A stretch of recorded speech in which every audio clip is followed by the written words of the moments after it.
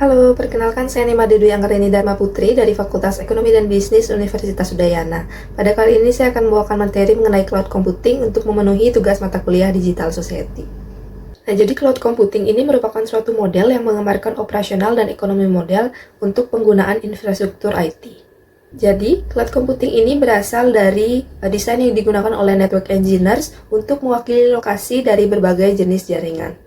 Jadi ada 5 karakteristik dari cloud computing bisa dilihat pada gambar di atas. Yang pertama yaitu on-demand self-service, yang mana dari pengguna itu dapat mengatur sendiri layanan yang akan digunakan tanpa adanya interaksi dengan penyedia layanan.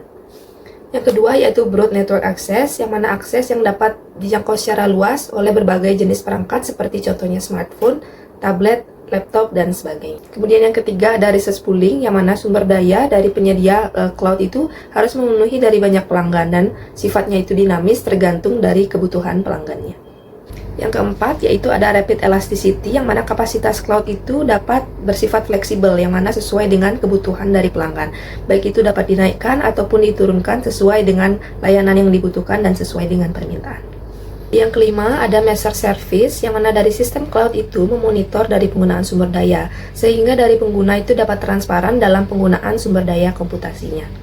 Selanjutnya, ada evolusi cloud computing, bisa dilihat pada gambar di atas. Jadi yang pertama yaitu ada grid computing. Jadi grid computing ini merupakan suatu metode penyelesaian masalah besar dengan melakukan komputasi besar yang melibatkan banyak komputer untuk melakukan komputasi secara bersamaan. Nah, dari sistem ini itu dikembangkan atau dibuat mainstream oleh Globe Alliance. Kemudian yang kedua yaitu ada utility computing, yang mana dari sumber daya komputasi itu menawarkan sebagai layanan yang terukur, seperti contohnya air dan listrik. Jadi pengguna itu membayarkan layanan komputasi sesuai yang mereka butuhkan. Nah, konsep ini muncul pada akhir 1990-an. Yang ketiga yaitu ada software as a service atau SaaS. Jadi SaaS ini merupakan perangkat yang dapat diakses melalui jaringan, contohnya internet. Nah, jadi pengguna ini tidak perlu menginstal aplikasi bawaan secara lokal, melainkan bisa diakses melalui browser. Nah, konsep ini itu muncul sekitar tahun 2001. Kemudian yang keempat yaitu ada cloud computing. Jadi cloud computing ini merupakan evolusi dari konsep-konsep yang telah berkembang sebelumnya.